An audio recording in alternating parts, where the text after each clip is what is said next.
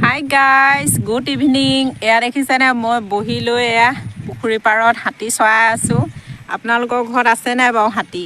আমাৰ ইয়াত দুজনী, মতা পোৱালিটো এৰি দিয়া নাই, সেইটো বান্ধোনতে আছে। এতিয়া আবেলি পুখুৰী পাৰত বহি লৈ মই হাতী চৰাই আছোঁ। আৰু সেইফালে আছে ছাগলী। একদম খোৱাৰ লগতে দুইজনী কাজিয়া হৈ গৈছেগৈ। মাটি কান্দুৰি খাবলৈ লাগে। দানা দিলেও মানে কেঁচা যেনেকৈ এইবোৰ কেঁচা ঘাঁহ চাহ খাবলৈ পালে ভাল পায় আৰু এই কেঁচা ঘাঁহ খাবলৈ অকণমান সময় এৰি দিছোঁ। আৰু যিহেতু গৰম পৰিছে ইমান, হেঁপাই আছে এই গাভিনী পোৱাজনী, সেইকাৰণে অকণমান ভাবিলোঁ গাটো ধুৱাই নিওঁ।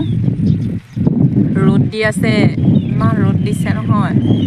এই ৰ'দতে বহি লৈ এয়া হাতী চৰাই আছোঁ আৰু কি কৰিব, উপায় নাই। কিবা নহয় কিবা এটাতো কৰিবই লাগিব নহয় জানো। তাকে এতিয়া এয়া কৰি আছোঁ, পিছত যাব লাগিব ঘাঁহ বিচাৰি বাৰীলৈ। এয়া চাকৰি বাকৰি বাদ দিছোঁ আৰু, এনেও চাকৰি নেপালোৱেই। এতিয়া এয়া হাতী দুজনী আনি লৈছোঁ আৰু হাতী এটা আছে, 3টা। এতিয়া হ'ব আৰু এয়াই। দুইজনীয়ে গা ধুইছে এয়া গৰমত। বহুত গৰম উঠে সিহঁতৰ, সেইকাৰণে অকণ গাটো ধুৱক বোলো, গা ধুবলৈ এৰি দিছোঁ।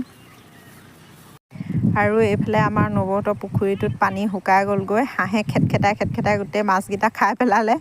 যি 2-এটা মাছ আছে তাকে ধৰোঁ বুলি, পানী অকণমান আছে, বেছি নহয়। মেচিন লগাবলৈ সেয়া যো-জা কৰি আছে নবৌৱে আৰু আমাৰ পোৱালীয়ে। ময়ো মাছ ধৰিমগৈ আৰু। আমাৰ বেটা বহি আছে, ইফালে ধুনুৱেও মাছ ধৰিবলৈ নামি আছে।